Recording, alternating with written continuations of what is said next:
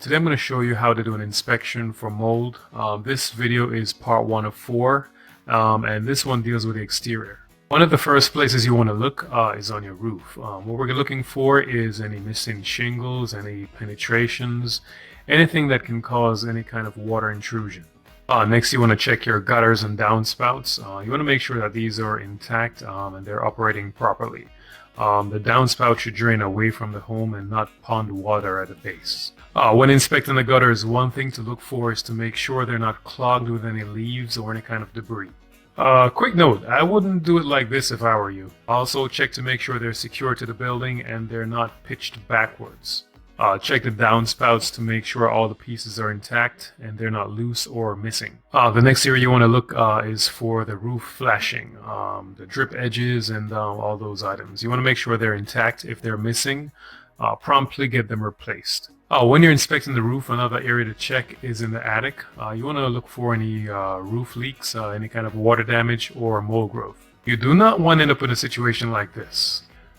Next, you want to check around your windows. Check for any gaps, missing pieces. Make sure the windows are flashed properly. Check the caulking, and also look for any kind of rotting material. If you have a portable AC unit installed in your window, make sure you check these very frequently. You want to make sure the drains are operating properly and no water is getting collected and rolling back towards the windowsill. Another thing to check on windows is to make sure they're not condensating. If they're condensating, you want to make sure you wipe them down frequently. If you don't, usually you're going to end up with mold growth around the windowsills. Just like the windows, you want to check around the doors for any rotting material, any gaps, any missing sealant, any rotting wood, or anything that can indicate a water intrusion issue. The same goes for sliding glass doors. Oftentimes these can cause a lot of water to get inside your home if they're not flashed, sealed, and installed properly. The last thing we're going to touch on is the foundation drainage. You want to make sure that the water sheds away from your home and you have positive drainage. Inspecting your bathrooms, your kitchen, and the laundry areas for mold. Areas like your bathroom, kitchen, and your laundry room, these are moisture-prone areas, and most times you'll find mold growth in these places, so routinely inspecting these areas is always a good idea. When you start to do an inspection, it's always a good idea to check your walls and your ceilings. What you're looking for is any kind of indication of a roof leak. So you'll see like little bubbles on the ceiling, any kind of discoloration or anything like that that can indicate mold issues. Also, you want to look for any kind of flaking paint. While you're inspecting, if you do see a situation like this with discolorations around your light fixtures and around the exhaust vent, make sure you get somebody to take a look at that, or make sure you get it cleaned or removed. Another area in the bathroom you may want to take a look at is the shower walls. Frequently you will find mold growing on the grout lines, especially if you have tile around your shower. This is not usually a big issue as long as you keep it clean. Check under your vanity for any kind of leaks, loose pipes, or mold growth.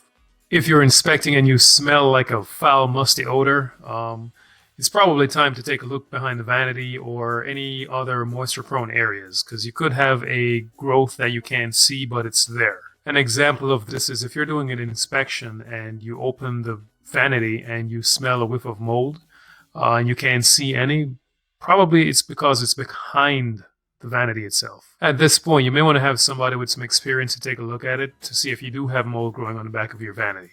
When you're doing your inspection, don't forget to take a look at the base of the shower and around the toilet. You want to check for any kind of leaks or any kind of swollen baseboards with mold growth.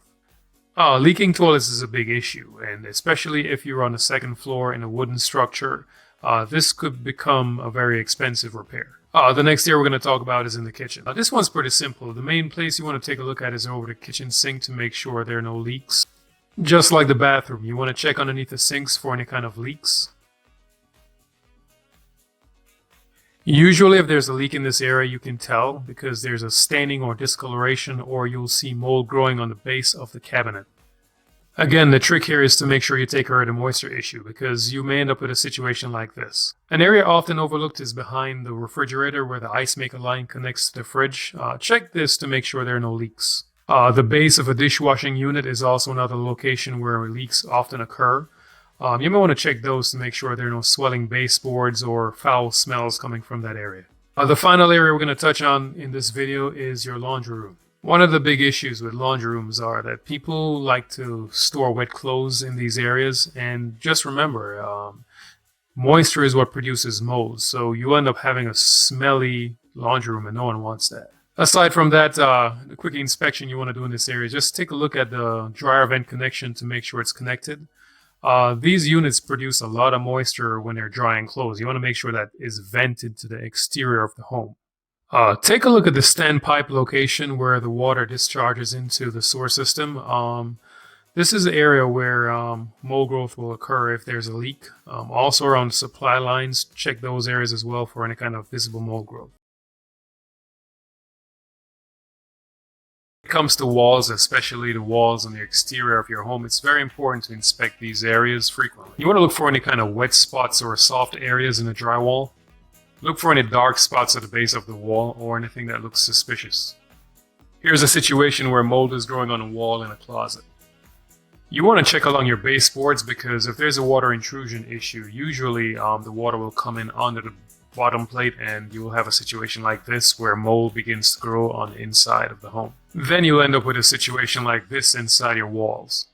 When it gets to this point, the remediation costs and the cost to make repairs could become very expensive. If you do have any suspected areas in your home or soft drywall or anything like that, you may want to have someone take a look at it. When inspecting the walls, make sure you take a look around the windows. One of the things you're looking for is condensation on the window and water ponding on the windowsill itself. Also check for any soft spots or any kind of discoloration around the edges of the window. Usually that's where leaks will occur and you will end up with a situation where you have to rip out the drywall and do a whole bunch of mold remediation. Next area we're going to cover is your ceiling. You want to look for any kind of watermarks, any sagging ceiling, any kind of rusting nails or any seams that are coming loose. Also look for any flaking paint or any bubbles in the ceiling. Oftentimes this indicates a water intrusion issue in the attic. If you have a situation like this, or like this, make sure you go ahead and get that looked at or try to have it cleaned properly. Because if you let it stay there, it will probably end up in a situation like this where you have to then remove the drywall. Or something like this can happen. So the important point is when you're inspecting your ceilings, make sure if you find something, make sure you get it addressed promptly. The last thing we're going to touch on is how to inspect your flooring for mold. The main thing that causes mold to grow on flooring is moisture. So if the areas get wet and it's not dried out, you're probably going to have mold growth. If you have an area that you think has mold growth, the proper thing to do would be to peel the carpet back, take a look at the tack strips, take a look at the padding on the back of the carpet as well to make sure there's no mold growing. If you peel your carpet back and you see a situation like this, you probably have a water intrusion issue and it needs to be addressed. When mold begins to grow on carpeting, it looks furry and has a fuzzy appearance. Oftentimes it's a dark spot. So if you see anything like this, just make sure you have it checked out.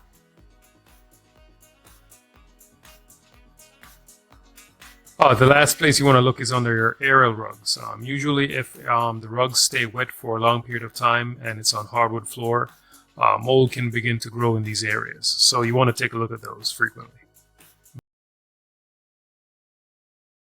Show you what to look for when you're inspecting your air conditioning system for mold. The first area you want to check is your AC vents. When you're inspecting your air vents, check for any kind of discoloration, any kind of accumulated buildup, or anything that resembles mold. For instance, take a look at this vent. You can clearly see that there are some areas where mold growth are present. While you're inspecting, if you see any vents that look like this, you may want to go ahead and remove them, get them cleaned, or get them replaced. Because it's very likely that the back of the vent looks like this. Another area to inspect is behind the vent cover itself.